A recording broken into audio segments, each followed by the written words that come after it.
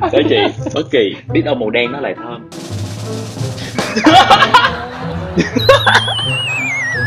Trời ơi.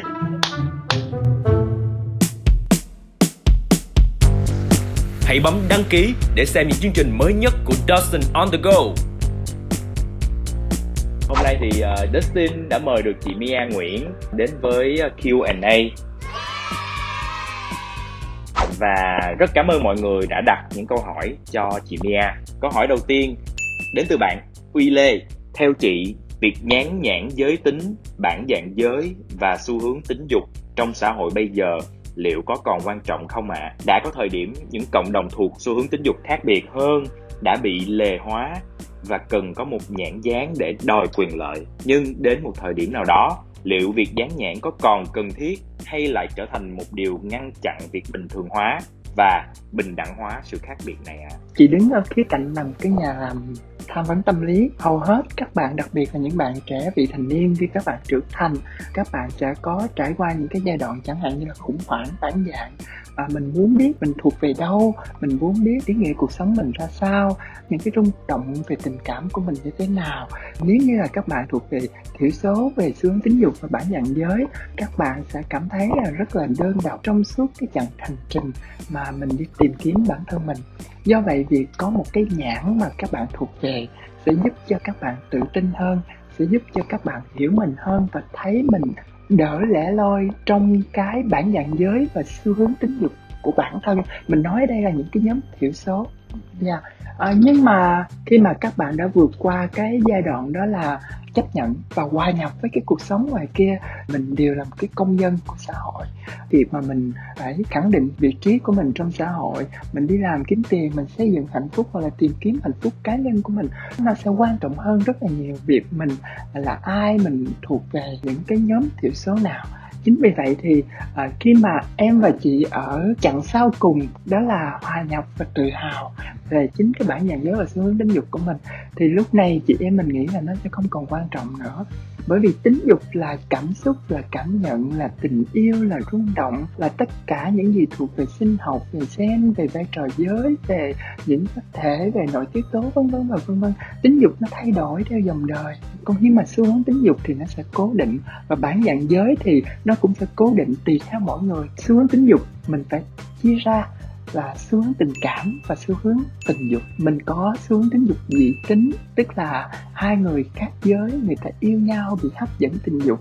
Mình có xu hướng tính dục đồng tính, họ có cái sự hấp dẫn về tình dục, mong muốn gắn bó về tình cảm lâu dài và cố định với những người cùng giới tính với mình. Bên cạnh đó mình còn có xu hướng tính dục song tính, là những người có khả năng gắn bó cũng như là sự hấp dẫn về tình cảm và tình dục với cả nam lẫn nữ. Còn một số những cái nhóm xu hướng tính dục còn lại, chẳng hạn như là những người vô tính hoặc là những người toàn tính. Tính dục là cả một cái quá trình, nó được hình thành từ trước khi mình sinh ra. Để có được một xu hướng tính dục thì mình phải bước vào cái giai đoạn đó là tuổi dậy thì. Trước tuổi dậy thì là mình sẽ có rung động về tình cảm, mình biết mình thích ai, và sau đó thì mình sẽ có cái trải nghiệm về tình dục. Sự hấp dẫn về tình cảm, cái mong muốn gắn bó của bản thân mình với một ai đó cùng với cái trải nghiệm tình dục, thì nó sẽ khẳng định được là mình thuộc cái nhóm xu hướng tính dục nào. Và khi mà mình thuộc về cái xu hướng tính dục đó thì nó sẽ lâu dài và cố định, không thay đổi.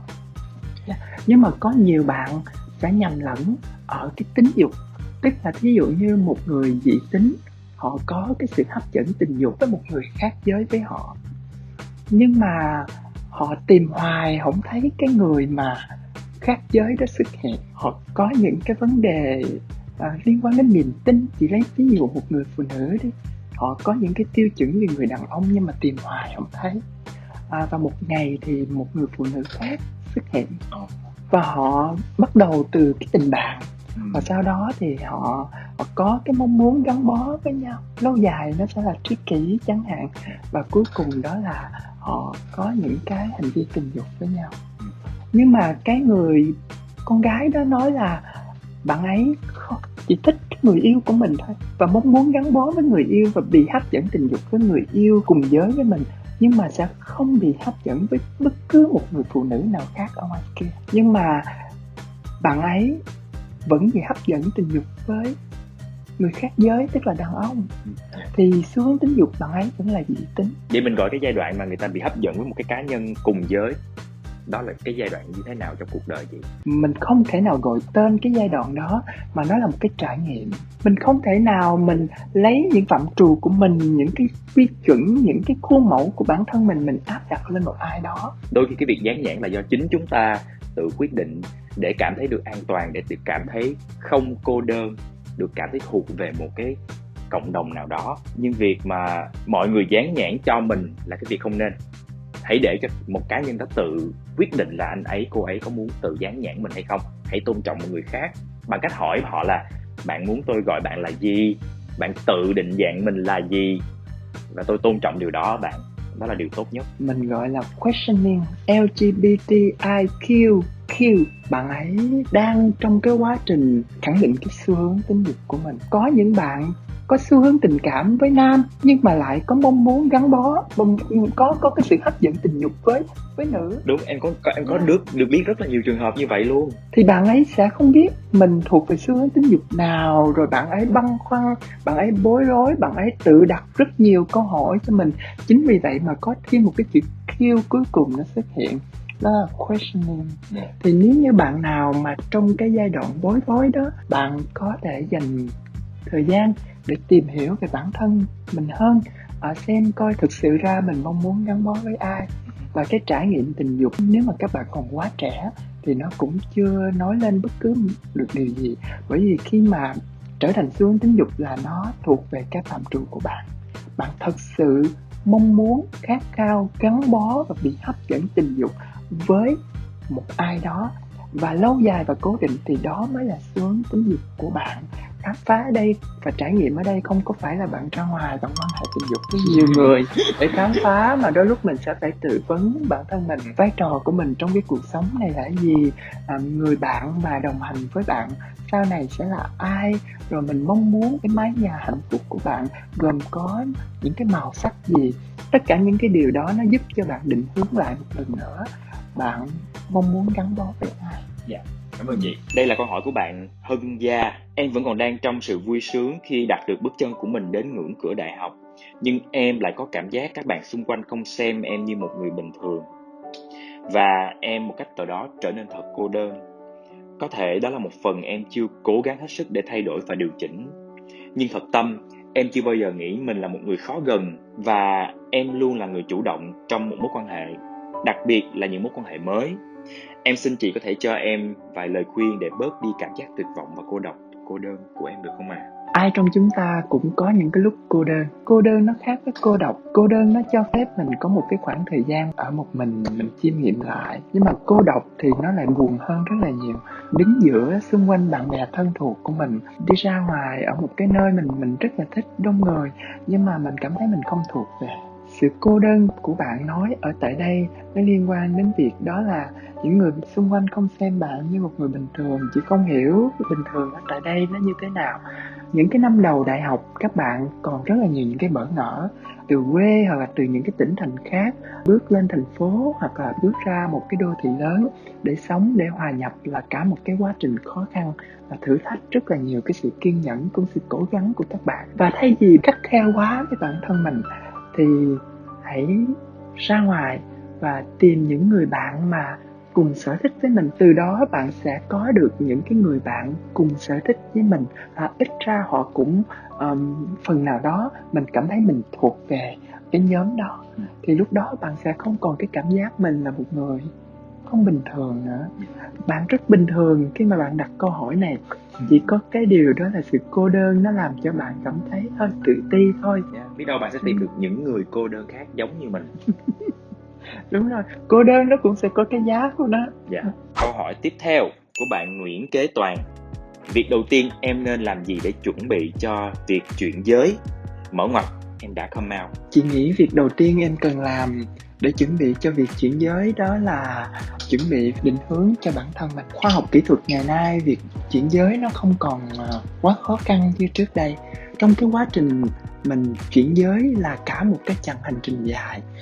Bạn phải chuẩn bị là sức khỏe nè, tâm lý, và bên cạnh đó là những cái mối quan hệ xã hội nữa. Tâm lý ở tại đây đó là bạn sẽ phải chuẩn bị việc đối mặt với rất là nhiều những cái thay đổi trong cuộc sống của bạn. Nó có thể đến từ công việc, nó có thể đến từ những cái mối quan hệ gia đình, nó có thể đến từ những cái người xung quanh sẽ có những cái định kiến, những cái lời miệt thị, những cái lời nói không hay khi mà bạn thay đổi cái ngoại hình của mình. Bên cạnh đó có khả năng bạn sẽ mất đi một số những cái mối quan hệ, bạn bè, người thân. Có những người họ sẽ chống đối mình và không thích mình, thì bạn sẽ chuẩn bị điều đó như thế nào?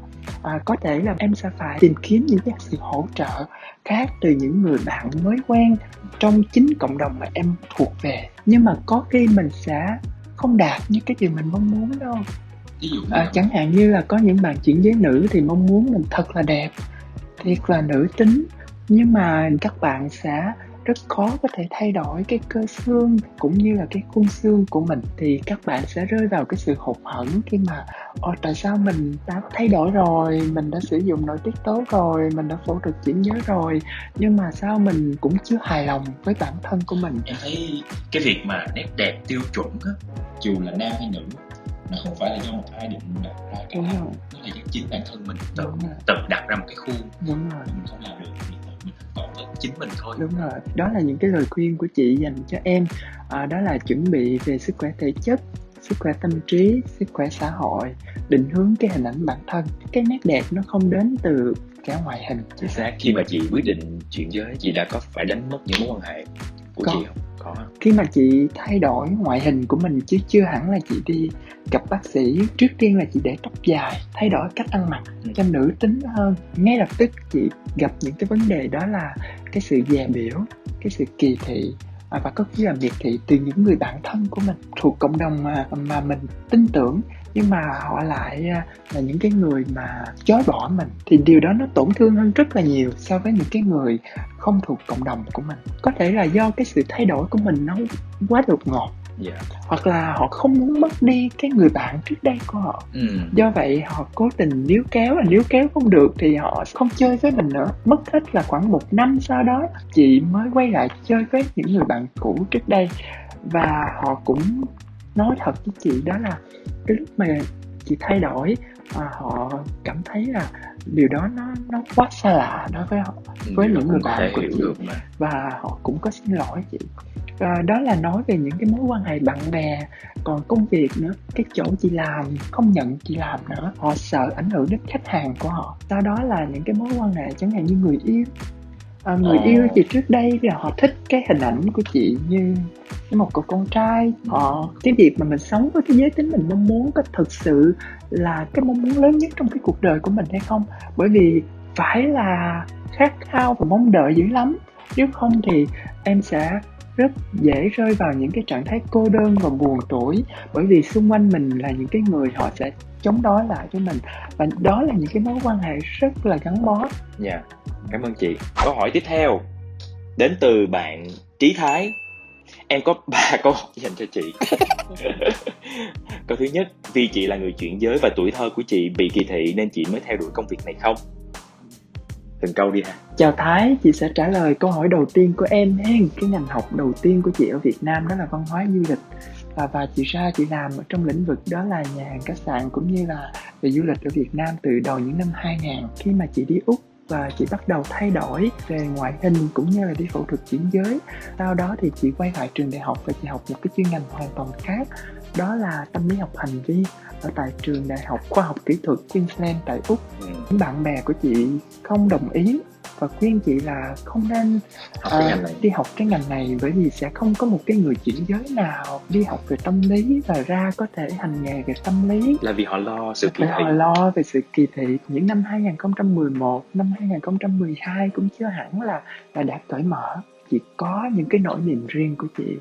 Và ngoài cái việc học để hiểu về bản thân mình, chị cũng muốn giúp cho cộng đồng của mình, muốn giúp cho những bạn gái, những bạn trai là người chuyển giới sẽ không phải đi qua cái giai đoạn khó khăn giống như chị. Chị cũng đã từng trải qua giai đoạn khó khăn đó và chị sẽ hiểu các bạn rất là nhiều. Câu hỏi tiếp theo của bạn Chí Thái là có câu chuyện nào chị tư vấn và làm cho chị ấn tượng nhất? Chị vẫn còn nhớ cái câu chuyện mà chị chia sẻ với một bạn vị thành niên ở tại Úc. Cái vấn đề về trầm cảm của bạn ấy nó liên quan đến cái việc đó là bạn ấy mong muốn sống với cái giới tính thật của mình. Tức là bạn ấy sinh ra là nữ nhưng mà muốn mình là nam. Bạn ấy không được gia đình cũng như nhà trường chấp nhận và bạn ấy cũng không có nói ra cái mong muốn đó của bản thân. Trong cái lúc mà chị chia sẻ với bạn ấy tin tưởng và bạn ấy nói ra những cái nỗi lòng của bạn ấy. Và sau đó thì thoát được cái cơn trầm cảm đó. Từ đó chị mới cảm thấy là có những cái vấn đề liên quan đến sức khỏe tâm thần của người LGBTIQ không hẳn là bởi vì họ là LGBT họ gặp vấn đề sức khỏe tâm thần, mà từ cái việc đó là chẩn đoán sai hoặc là không hiểu về cái nguyên nhân, cái nguồn gốc, điều gì làm cho bạn ấy trầm cảm. Và điều đó cần phải có một cái cuộc hội thoại cũng như là những cái buổi tập huấn cho những y bác sĩ và đặc biệt là những bạn làm trong vấn đề về tâm lý cũng như là sức khỏe về tâm thần. Các bạn nếu mà hiểu được cái câu chuyện cũng như là những cái nỗi băn khoăn của cộng đồng LGBT thì các bạn sẽ không chỉ là đánh giá trên cái vấn đề về bệnh lý mà các bạn còn hiểu là cái nguồn gốc sâu xa của nó là đâu. Bởi vì LGBT không phải là bệnh, có những cái vấn đề liên quan đến sức khỏe tâm trí là do những cái định kiến, những cái kỳ thị, những cái phân biệt đối xử ngoài xã hội dành cho cộng đồng này. Câu hỏi cuối cùng của bạn Chí Thái luôn là theo chị nè, khi mà theo ngành này thì đâu là khó khăn của chị ạ? Khi mà chị làm chuyên viên tham vấn tâm lý, mình sẽ được nghe rất là nhiều những cái câu chuyện nó buồn.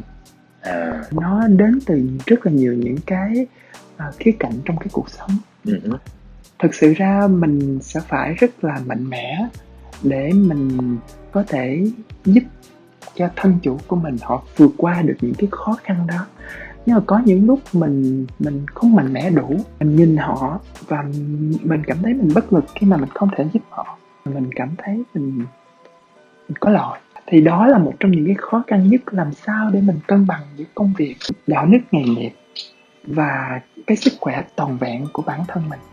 Bởi vì không phải lúc nào mình cũng là một cái chuyên viên tham vấn tâm lý thì mình sẽ miễn nhiễm với tất cả những cái khó khăn xung quanh. Và có những lúc khi mà chị ở Úc, có một cái câu chuyện đó là một bạn ở Afghanistan, bạn ấy bị cụt 2 cái chân và bạn ấy phải tị nạn ở Úc và bạn ấy hàng ngày phải chống gậy để đi học đại học. Đứng trước cái sự cố gắng của bạn ấy, chị cảm thấy có rất là nhiều động lực. Nhưng mà khi nghe bạn ấy kể cái câu chuyện của bản thân, chẳng hạn như là bạn ấy bị đánh đập, bị xua đuổi, rồi bị mất đi gia đình, mất đi người thân và mất cả quê hương. Tất cả những cái câu chuyện đó nó vận vào mình và mình cảm thấy là mình sẽ phải làm gì đó mình giúp cho thân chủ của mình. Nhưng mà nếu như mình không thể nào giúp được họ một cái như mình mong muốn thì mình có khả năng là mình sẽ buồn và mình vận vào mình đó. Và mình phải có biết cách để mình thoát ra được những cái câu chuyện đó để mình bảo vệ cái sức khỏe của mình. Thì đó là cái khó khăn nhất của nghề. Cảm ơn chị. Cảm ơn bạn Thái. Câu hỏi tiếp theo của bạn Gấu Bông Cute Hột Me. Em muốn hỏi, em là con gái và em cũng chỉ muốn em là con gái, nhưng em có xu hướng thích con gái, mở ngoặt có con trai luôn, nhưng cảm giác không bằng đối với khi em thích con gái. Vậy chị Mia có thể cho em biết là em thuộc bản dạng giới gì không ạ? Em cảm ơn chị. Anderson ơi, em muốn ẩn email nhé. Ok. Chị sẽ không dán nhãn cho em, nhưng mà chị có một cái định hướng như thế này. Em có thể tìm hiểu xu hướng tính dục song tính. Cộng đồng song tính là một cộng đồng lớn thứ hai so với cộng đồng đứng sau dị tính. Không phải cá biệt, không phải gì biệt, mà là một cái xu hướng rất là tự nhiên trong xã hội. Và nếu như em đọc xong những cái tài liệu và em thấy mình thuộc về xu hướng này, em sẽ phải học cách là nâng niu những cái cảm xúc của bản thân mình.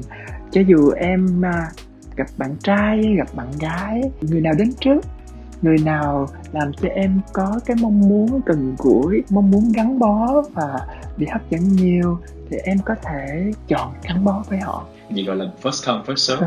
Bởi vì có nhiều người họ sẽ có những cái định kiến và những cái thành kiến dành cho người song tính, đặc biệt với cộng đồng những bạn là người đồng tính hoặc là những bạn là người dị tính cũng có cái sự kỳ thị hoặc là không thích những người song tính, bởi vì mình có cái sự hấp dẫn tình dục và có cả mong muốn gắn bó với cả con trai, con gái thì mình có khả năng là mình không chung thủy. Rất là nhiều người ta có những cái định kiến như vậy đối với người song tính. Thì chị muốn chia sẻ với em thêm, người song tính là những người rất là chung thủy. Họ cũng biết yêu, họ cũng biết trân trọng và họ cũng mong muốn gắn bó và tôn trọng người yêu của mình. Chung thủy hay không nó liên quan đến vấn đề nhận thức về đạo đức, nó không có liên quan đến về xu hướng.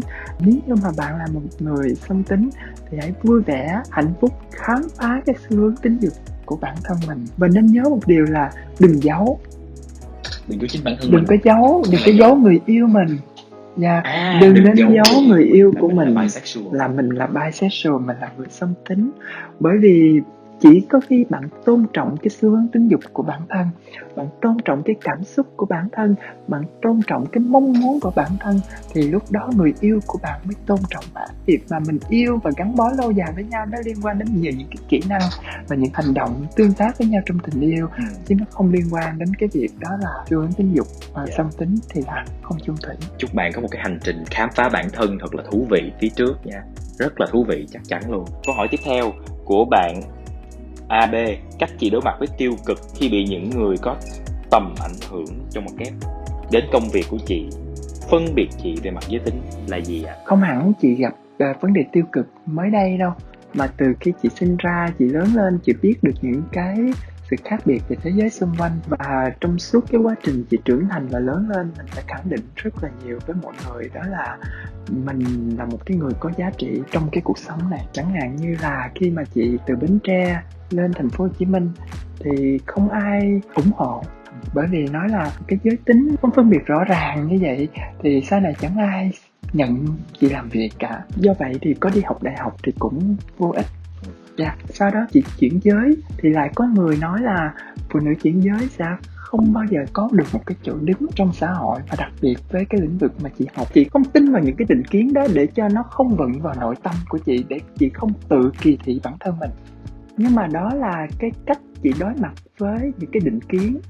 Tuy nhiên còn cái cảm xúc của bản thân nó vẫn có thể bị tiêu cực. Một người nói mình vô dụng, mình không tin, nhưng mà 2 người, 3 người và cả xã hội nói mình vô dụng, thì mình bắt đầu mình tự đặt câu hỏi cho bản thân mình. Chị tự đối thoại với bản thân mình trước gương. Em cũng nói chuyện với lại bạn trai em gần đây về việc này. Đây là một cái mà đó là một cái cách giải tỏa được cái cảm xúc tiêu cực ra rất là hiệu quả. Chị nhìn mình ở trong gương, cái gương là một cái người mà đã trêu chọc chị, đã tấn công chị, và chị nói hết những cái ấm ức, những cái tức giận, hoặc là chị có quyền chị chửi họ, phản bác lại họ. Và sau đó thì chị nhìn chị ở trong gương và chị nói những cái lời yêu thương với chị. Và đó là cái cách chị vượt qua suốt cái quá trình chị đi học. Về sau này thì mà kỳ thị phân biệt đối xử nó lại không trực tiếp giống như trước đây. Chị về chị sẽ nói chuyện với các bé mèo, các bé chó. Chị ở nhà chị nuôi tới 5 con mèo và 1 con chó. Tham gia vào những cái công việc của cộng đồng, nó làm cho mình vơi đi cái cảm xúc tiêu cực đó. Thì nó làm cho chị cân bằng lại với cái cuộc sống hiện tại. Bởi vì tất cả chúng ta, dù là LGBTIQ hay là dù là người dị tính hay học giới, đều có những lúc chúng ta gặp những cái cảm xúc tiêu cực, hoặc là ai đó kỳ thị phân biệt đối xử mình về giới tính, về màu da, về sắc tộc, về cơ thể, về ngoại hình vân vân. Thì cái cách các bạn phải chuẩn bị đó là làm sao để giải tỏa những cảm xúc tiêu cực. Và đặc biệt đó là sức mạnh nội tại. Sức mạnh nội tại nó liên quan đến sức mạnh thể chất. Tức là mình sẽ chuẩn bị cho mình một cái thể chất tốt, và cuối cùng là cái mối quan hệ gồm có gia đình, gồm có bạn bè, gồm có cộng đồng, gồm có những cái cộng sự của mình, những người nào hỗ trợ bạn, gần gũi với bạn và bạn tin tưởng nhất. Mình chia sẻ với người đó, mình gắn bó với họ, tiếp xúc với những người tích cực thì mình cũng sẽ có cảm xúc tích cực. Bởi vì không ai có sẵn sức mạnh nội tại, nhiều khi mình phải đi vay mượn. Ví dụ chị có những lúc chị buồn, nhưng mà chị gặp Dustin rất là tràn, rất là nhiều cái cảm xúc tích cực. Nhiều khi chị cảm thấy vui, bởi vì chị mượn được một chút xíu tích cực của em, niềm vui của em. Và mỗi chúng ta cần phải có sức mạnh ở trong chính bản thân mình để vượt qua được những cái cảm xúc tiêu cực. Đây là câu hỏi đến từ một bạn tên là Chi. Xin chào chị Mia, tôi là nam, năm nay 38 tuổi, đã có gia đình và 2 con nhỏ. Vợ tôi thì có tư tưởng khá bảo thủ, nói về việc xu hướng tính dục cho con cái. Bằng chứng là dạy cho hai đứa con tôi là con trai là phải như thế này, con gái là phải như thế kia, con trai làm như vậy là BD. Và gần đây cả hai đứa con tôi đều có khái niệm về BD theo như lời mẹ dạy, đó là một việc hoặc là một thứ xấu, không lành mạnh. Đó cũng chính là điều tôi lo lập và đau đầu nhất. Vì tôi muốn dạy con mình suy nghĩ cởi mở trong vấn đề tính dục và có suy nghĩ, trái tim rộng mở để có thể chấp nhận mọi sự khác biệt. Tôi và vợ sống trong trạng thái sexless, có nghĩa là không quan hệ tình dục nữa, và cũng hầu như là không chạm vào người nhau luôn, ngủ riêng. Anh ấy cũng có cái cảm giác hứng thú đối với cả nam lẫn nữ, mặc dù là chưa có kinh nghiệm quan hệ đồng giới. Làm sao để giúp con trẻ nó có một cái cách nhìn đầy đủ, thiết thực cũng như là khoa học nhất về tính dục là một câu hỏi rất lớn dành cho tất cả những người làm cha làm mẹ. Ba mẹ Dustin mà cũng nghe được này thì rất là vui luôn. Không khó đâu Di, Di là một người cha, một người chồng. Di có được cái tiếng nói ở trong gia đình, có những cái buổi chia sẻ riêng với con mình về tính dục giữa con trai với lại ba là một điều hết sức là tự nhiên. Tuy nhiên Di phải xem lại là văn hóa gia đình mình như thế nào. Thường thì con cái gắn bó với lại vợ của Di nhiều hơn. Bất thình lình Di muốn nói chuyện với con về tính dục thì hơi khó. Vậy thì trước khi mà mình bắt đầu vào những chủ đề nó được xem là nhạy cảm thì mình bắt đầu bằng những cái câu chuyện gia đình trước. Có những cái buổi nói chuyện riêng với vợ, mình có những cái kiến thức như thế này. Cái sự đa dạng trong xã hội nó đang hiện diện và mọi người rất là tôn trọng điều đó. Mình nghĩ là vợ nên xem xét lại trong cái cách mà chia sẻ những cái thông tin này với con. Bởi vì lợi ích của con trẻ trong cái việc học được những cái kiến thức liên quan đến tính dục đó là con sẽ không có những cái định kiến về bản thân mình. Những cái trải nghiệm tình dục của con nó cũng sẽ được khám phá và được tôn trọng hơn. Và nếu như mà con gặp những người bạn đồng nghiệp, những người anh chị em mà là thuộc là LGBT thì con cũng sẽ có cái cách nhìn cởi mở, bao dung, thấu cảm hơn với những người khác biệt với mình. Hoặc là mình lựa chọn những cái bộ phim những cái bộ phim liên quan đến LGBT, những bộ phim rất nhân văn mà ở Việt Nam mình làm cho con nói ra cái quan điểm của con, không đúng không sai. Nếu con có những cái định kiến thì mình sẽ có những cái phản biện khoa học lại với con. Nếu mà con nó không chấp nhận ngay lúc đó thì con nó cũng sẽ có được thông tin cũng như là nó có một cái câu hỏi dành cho nó, là tức là mình sẽ có một cái thông điệp đó là tôn trọng sự đa dạng cho con của mình, và con của mình nó sẽ học được những cái điều đó từ chính người cha và người mẹ của mình. Và đây là một câu hỏi đến từ Trương Minh Pato. Anh ấy là một bạn fan rất là trung thành của Dustin on the Go. Câu hỏi là người khác sẽ hỏi về thành công, nhưng mà em muốn biết về một trong những thất bại mà chị Mia đã trải qua. Chị có đau đớn không? Có ai cùng chị vượt qua hay không? Và qua đó em muốn nghe được thông điệp của chị gửi đến những con người tự do. Hiện tại thì chị rất hạnh phúc. Hiện tại thì chị có một người chồng rất là thương chị, rất là quý chị và trân trọng cái sự hiện diện của chị trong gia đình. Nhưng mà để có được cái hạnh phúc ngày hôm nay, chị trải qua rất là nhiều những cái thăng trầm trong đời sống tình cảm, đặc biệt là với một người phụ nữ chuyển giới. Chị đã từng yêu rất là nhiều nhưng mà bị chối bỏ cũng rất là nhiều. Có những người đàn ông họ yêu chị, nắm tay chị, họ nói lên những cái lời thân mật với mình và mình nghĩ đó là tình yêu. Nhưng mà đằng sau những cái ôm ấp, những cái vuốt ve đó, bước ra ánh sáng của cái cuộc sống ngoài kia thì họ giả vờ như họ chưa bao giờ quen mình. Chị cũng là phụ nữ, chị cũng muốn được yêu, muốn thấy mình có giá trị. Nhưng mà hết lần này đến lần khác mình bị những người đàn ông chối bỏ. Họ sợ, họ không biết là cái tình yêu với người phụ nữ chuyển giới nó sẽ ra sao, và họ có những cái nỗi sợ riêng của họ về gia đình, về bạn bè, và thế là rất khó có thể đi tiếp được với nhau. Chị sợ lắm. Chị sợ được yêu một ai đó đến có một chút xíu tình cảm với mình là ngay lập tức chị quay lưng đi. Và khi mà chị về nhà, chị úp mặt vào tường, vào gối và chị khóc rất là nhiều.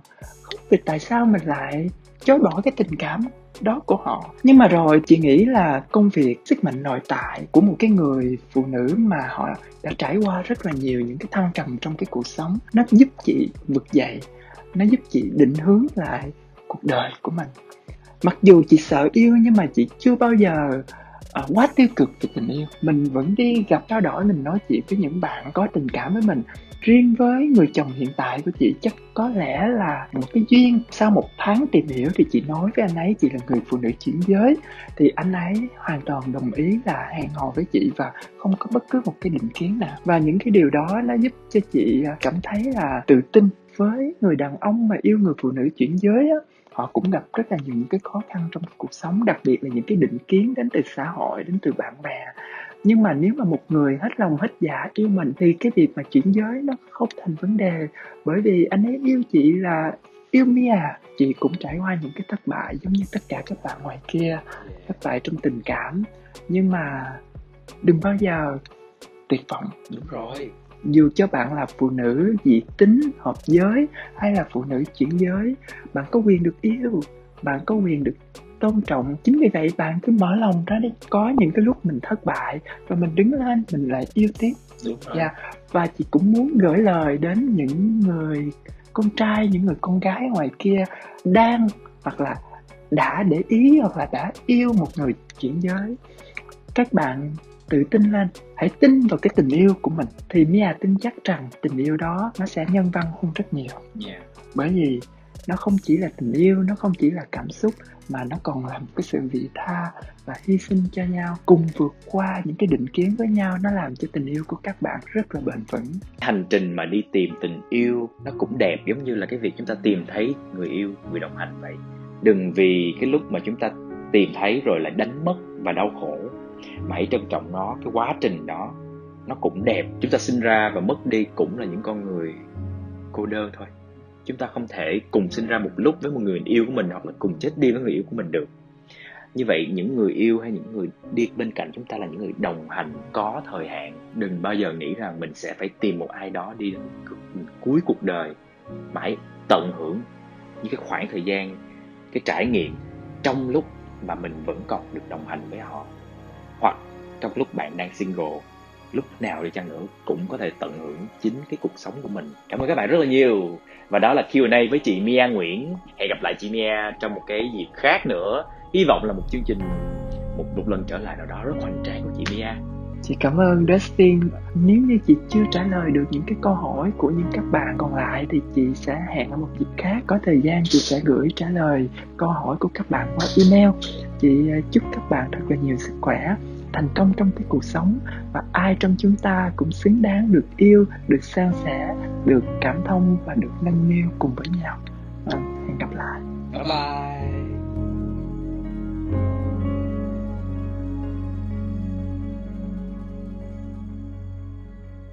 Đây là thử thách nho nhỏ dành cho chị Mia. Chúng ta đã sống trong rất là nhiều cái sự tiêu cực.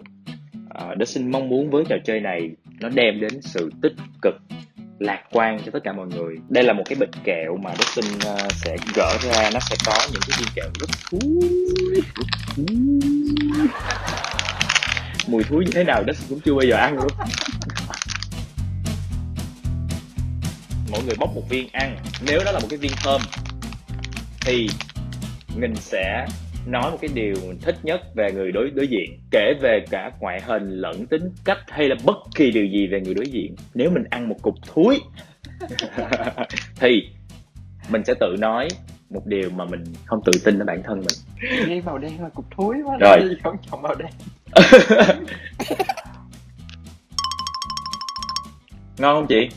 Mùi gì hả chị? Chắc là chị chưa thấy mùi. Chị chưa thấy mùi nhưng mà nó không thúi là được. Rồi. Nó không có thúi. Chị rất là thích cái sự cởi mở của em. Cởi mở.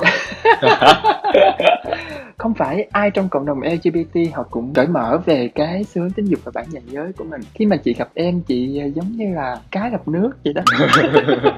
Chị em mình có được những cái điều rất là tích cực mà mình hướng đến cộng đồng để mà có thể khơi gợi cũng như là làm thay đổi suy nghĩ của những cái người xung quanh về cộng đồng LGBT. Thế em ơn chị nhiều.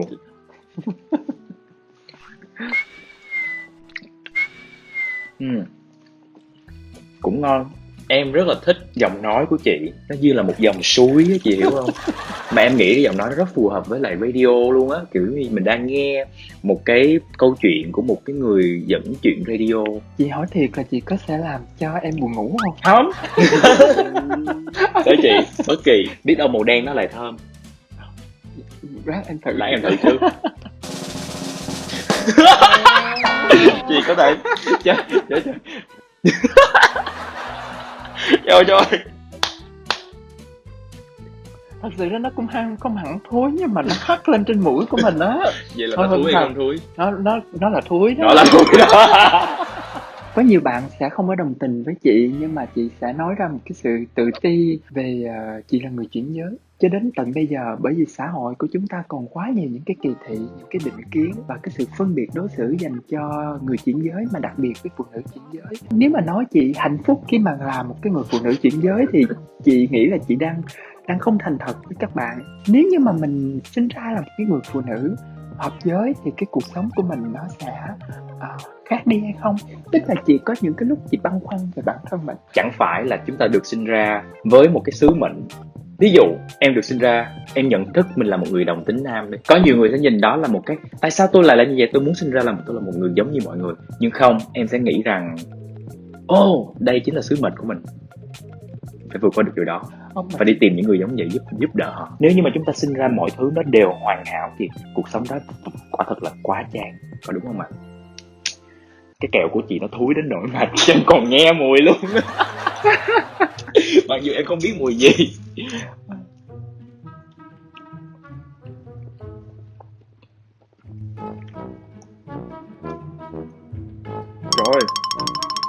Rồi em cũng sẽ là bị ăn với cái kẹo thúi đó. Nó thúi thiệt chị ơi, nó chua giống như là đậu hũ thúi vậy đó. Em đã hiểu cái mùi đó rồi, chị nghe được cái mùi đó phải không? Đúng rồi. Em rất là tự ti vì đôi khi em thấy em hơi ích kỷ, em hơi bị thờ ơ quá mức với mọi thứ xung quanh á. Đôi khi em cảm thấy mình là một người xấu và em cố gắng học cách để quan tâm những người khác hơn. Ai trong chúng ta cũng có những tích cực và những điểm yếu. Vô tâm nó không hẳn là nó quá tiêu cực đâu. Chỉ có điều là mình nhận thức được thì em sẽ quan tâm hơn, giống như là em quan tâm chị vậy đó. Dạ, cảm ơn chị rất là nhiều. Chúng ta đã vượt qua được trò chơi rồi. Yeah. Thank you so much. Hãy bấm đăng ký để xem những chương trình mới nhất của Dawson on the Go.